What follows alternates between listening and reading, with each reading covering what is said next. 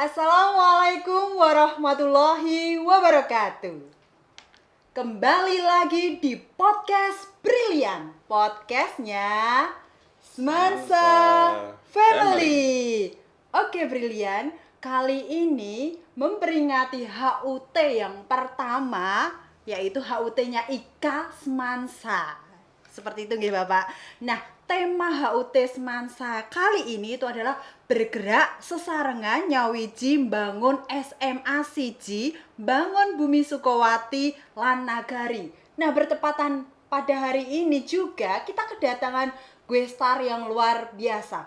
Beliau adalah alumni SMA Negeri 1 Sragen yang sudah menjadi orang yang sukses di DKI Jakarta. Beliau adalah Bapak Sigit Pamungkas, Kantor Staf Presiden Republik Indonesia. Tak kenal maka tak sayang. Semoga Pak Sigit untuk memperkenalkan diri terlebih dahulu. Baik, terima kasih Mbak Ayu. Halo semuanya, saya Sigit Pamungkas, alumni SMA Negeri 1 Sragen tahun 1996. Jadi saat ini di SMA 1 Sragen diamanai sebagai Sekretaris Jenderal Ikatan Alumni IKA Semansa. Wow, luar biasa sekali. Sudah penting di Jakarta dan penting di Sragen. Itu tadi ya Pak Sigit ya. Jadi sesarengan bangun nyawiji SMA siji, bangun Bumi Sukowati dan terkenal di negara kita Indonesia. Luar biasa. Mungkin Pak Sigit bisa menceritakan secara singkat, jangan panjang-panjang, biografinya Pak Sigit hingga Pak Sigit itu bisa berkecimpung di KSPRI, Kantor Staf Presiden Republik Indonesia. Semoga Pak Sigit. Saya berangkat dari keluarga yang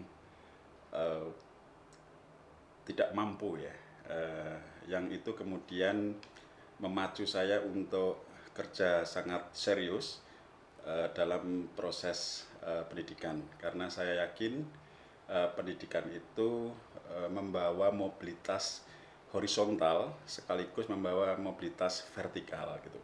Jadi kita yang orang tuanya tidak memiliki alat-alat produksi seperti sawah, seperti alat transportasi atau toko dan sebagainya, cara memperbaiki hidup paling cepat adalah dengan memastikan diri sukses di dalam menempuh dunia pendidikan. Nah, setelah saya lulus dari SMA 1 Sragen tahun 96, saya masuk di Universitas Gadjah Mada di Fakultas Ilmu Sosial dan Ilmu Politik, jurusan Ilmu Pemerintahan.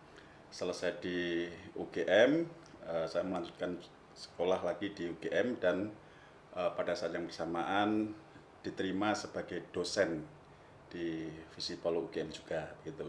Nah, setelah beberapa saat berkarir di UGM sebagai dosen, saya ke Jakarta di tahun 2012 sebagai anggota KPU RI. Jadi anggota KPU RI ini dipilih oleh DPR dan saya mendapatkan suara terbanyak yang tugasnya adalah mengelola penyelenggaraan Pilpres, Pileg, Pilkada seluruh Indonesia. Gitu. Nah, setelah selesai di KPU RI, kemudian saya di kantor staf Presiden sejak tahun 2020. Itu karir ringkas saya. Wow, kalau diceritakan secara panjang kali lebar pasti tidak habis dalam satu hari, Brilian. Nah, itu tadi ya, Brilian. Jadi bisa kita inspirasi Pak Sigit ya. Dan liku-likunya sebenarnya banyak sekali. Itu hanya potongan-potongan ringkas. Detail-detailnya dari setiap fase itu ada romantikanya tersendiri. Misalnya karena saya kuliah dari keluarga yang tidak berada, maka cara mensiasati bisa survive bagaimana? Itu kan biasanya orang kan nggak punya duit, jangan kuliah. Biayanya dari mana? Nun sewu pada waktu itu saya masuk PMDK, PMDK, jalur prestasi. Jalur prestasi ya. Nah, orang kan sering minder ya, dan kadang orang tua apalagi juga UGM. minder, apalagi UGM begitu. Nah, saya tempuh dengan banyak cara.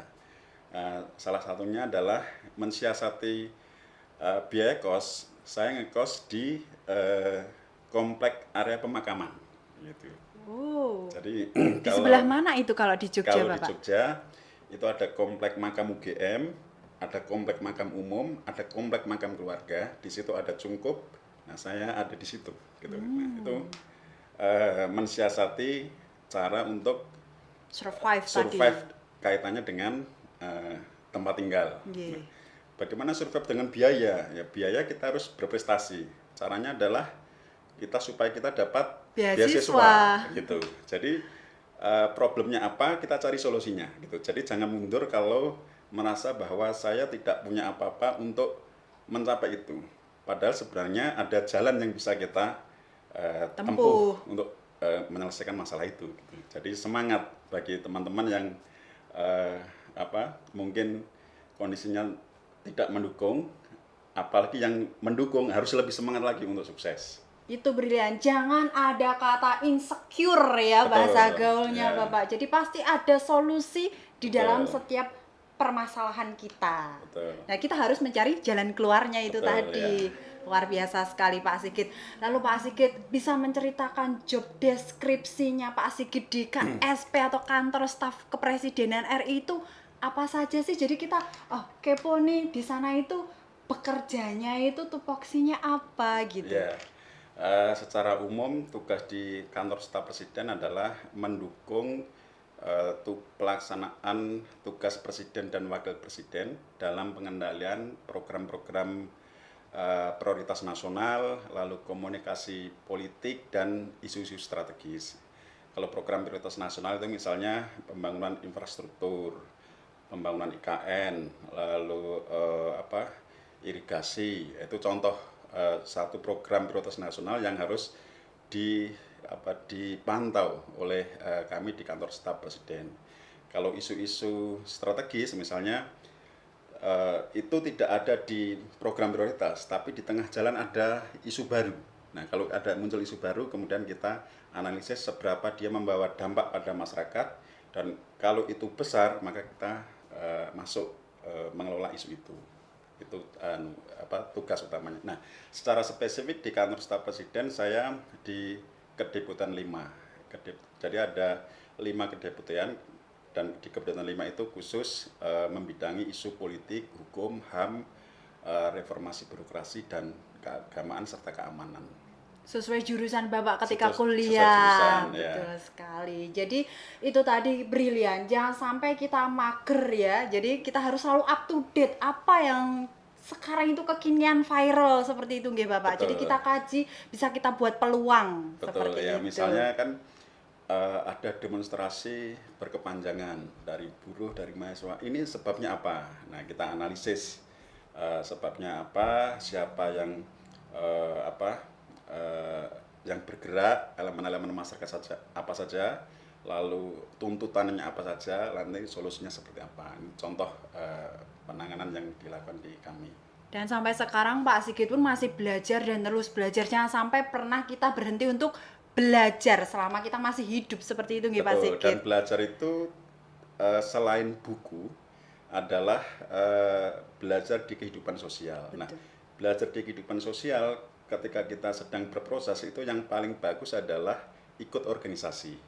Jadi bisa di OSIS, nanti kalau sudah kuliah di organisasi-organisasi kemahasiswaan, nah ikutlah di sana, karena itu menjadikan kita bertemu tidak sekedar satu fakultas, satu jurusan, atau satu universitas. Kita bisa bertemu lintas daerah, lintas jurusan. Nah, di sana banyak hal-hal baru yang kita bisa belajar selain apa yang kita pelajari di buku dan di bangku sekolah atau di kuliah.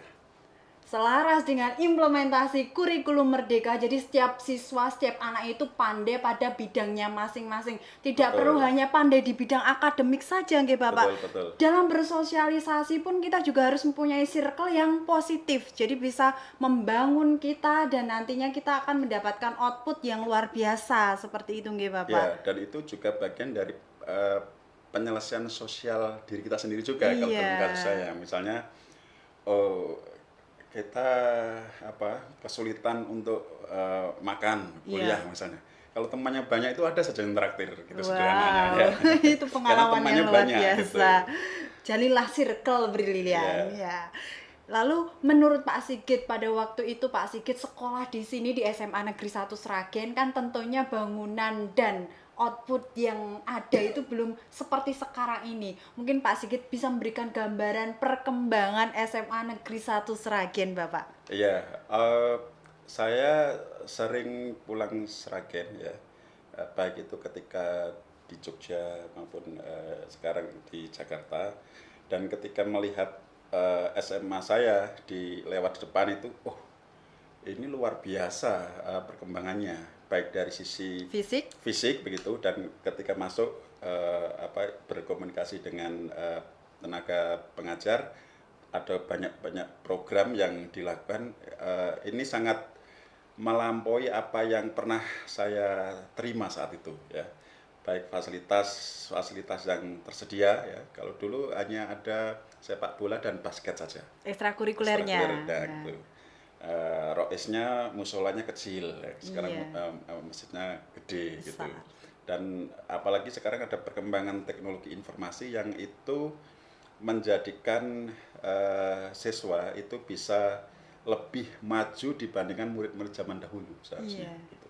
Nah, jadi perkembangan sangat progresif, guru-gurunya juga menjadi rujukan ya. Kalau saya lihat rujukan dari sekolah-sekolah lain di Sragen, itu satu perkembangan yang luar biasa. Dan tentunya sistem mengajarnya pasti lebih humanis ya. Iya. Kalau dulu kan masih agak, kalau bahasa Jawa itu dosanya gurunya Gurunya keren-keren. killer. Iya, kalau dulu zaman sekolah kita itu pembelajaran berpusat pada guru atau teacher center learning. Tapi kalau sekarang sudah berbeda lagi, student center learning mengikuti. Ada pengalaman menarik Oh iya, terkait silakan dengan mengajar Bapak. ya. Dulu ada namanya dosen BP ya. Oh iya, Bimbingan guru BK. BK ya. Iya. Saya waktu itu ketika mau kuliah kan diberi pilihan mau ngambil jurusan apa. Saya sukanya adalah komunikasi. Saya tulis komunikasi. Lalu direview oleh guru BK waktu itu, Bu Sri Swantini, saya masih ingat beliau namanya. Beliau melakukan asesmen terhadap saya. Mas Sigit cocoknya tidak di komunikasi. Wah, padahal saya merasa itu saya gitu. Saya pengen karena saya lihat orang-orang komunikasi kok bagus-bagus gitu. Kenapa Ibu? Saya tanya begitu. Karena Mas Sigit itu pendiam, tidak banyak cakap gitu. Oh, pada waktu itu. Pada waktu itu gitu. Padahal ilmu komunikasi itu membutuhkan Public komunikasi speaking-nya. public speaking, interaksi yang bagus. Sehingga saya sarankan oleh guru BP itu masuk jurusan pemerintahan. Oh. Gitu. Nah, saya mengikuti saran itu. Yeah. Mengikuti saran guru BP, saya masuk jurusan ilmu pemerintahan di UGM. Nah, saya nggak bayangin kalau dulu saya ngeyel ya, nggak ngikuti itu mungkin bisa jadi nggak keterima, bisa jadi juga karirnya tidak sesukses sekarang. Gitu. Nah, jadi intinya adalah mendengarkan masukan dari orang-orang yang lebih expert atau punya pengalaman dibanding kita, itu menjadi penting. Kadang kan kita merasa ini sudah benar pilihan saya gitu. Itu salah satu poin baik yang saya dapatkan ya terkait dengan guru BP. Iya, brilian. Jadi biasanya saya pun pada posisi itu, kalau BK ngendiko seperti ini, saya merasa bukan seperti itu. Passion saya bukan itu. Pasti brilian juga merasa seperti itu. Jadi dengarkan dulu orang-orang yang lebih makan asam garam seperti itu, nggih Bapak. Apalagi orang sepuh atau sabdane ampuh itu tadi biasanya itu kalau memberikan wejangan atau memberikan nasihat, tutur katanya itu mesti ampuh seperti itu, brilian. Itu perlu kita kaji lagi. Betul. Nah, yang terakhir Bapak, untuk menutup atau closing dari podcast kita, Pak Sigit bisa memberikan tips atau kiat khusus untuk brilian supaya sukses dan dapat menjabat nanti seperti Bapak di KSP, Kantor Staf Presiden Republik Indonesia, Bapak. Ya, intinya setiap orang itu unik pada dirinya sendiri dan dia punya kemampuan untuk lebih menonjol dibandingkan orang lain. Jadi tidak semua orang ketika disebut eh, tidak pandai atau bodoh itu sebenarnya seperti yang distigmakan orang itu. Dia pasti punya kepandaian, kecerdasan, keunggulan tersendiri yang mungkin orang lain belum melihat atau diri kita sendiri juga belum mengeksplorasi gitu. Jadi jangan menyerah, jangan patah semangat kalau kemudian kita seperti dalam posisi saat ini kurang unggul dibandingkan dengan rekan-rekan yang lain. Pasti kita punya potensi. Nah, setelah kita tidak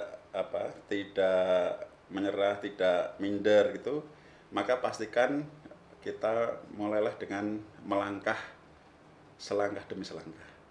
Karena kalau sebuah batu itu hancur pada pukulan ke-1000, bukan berarti pukulan pertama, pukulan kedua tidak berguna bagi hancurnya sebuah batu itu. Kalaupun kita harus sebuah cita-cita itu harus ditempuh dengan jalan kaki pada langkah ke-1000, bukan berarti langkah 1, langkah kedua tidak berguna untuk tercapainya cita-cita itu. Jadi jangan menganggap nothing atas apa yang sudah kita lakukan hari ini, bagian dari mengejar cita-cita. Oke, Masya Allah, tabarakallah. Jadi jangan pernah insecure, Brilian. Setiap siswa, setiap anak itu pandai pada potensinya masing-masing. Jadi kita gali apa yang menjadi bakat kita. Betul. Nah, itu akan menentukan masa depan kita. Oke, jadi kita harus keluar dari zona nyaman. Seperti itu, nggih, Bapak Sigit. Terima kasih, Pak Sigit, Baik, terima atas kasih. waktunya. Mungkin next time kalau tidak kesini lagi, kita akan podcast lagi. Dengan senang hati. Terima kasih. Dan tentunya tetap di podcast Brilian, podcastnya Semansa Family. Terima kasih. Wassalamualaikum warahmatullahi wabarakatuh. Waalaikumsalam.